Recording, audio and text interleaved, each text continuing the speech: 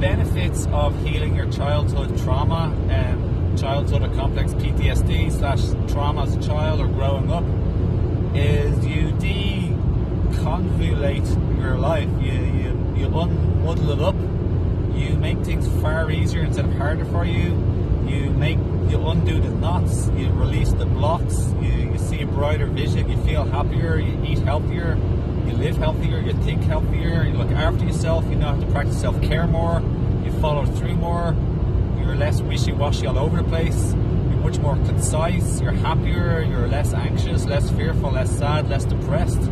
You heal all those sort of things over time, and you're much more in control of your own life. You have better relationships. You're autonomous. You have your freedom back. You're empowered instead of disempowered or controlled. You're balanced instead of being a narcissist or the victim of narcissism. You just rock and you thrive. So I recommend it.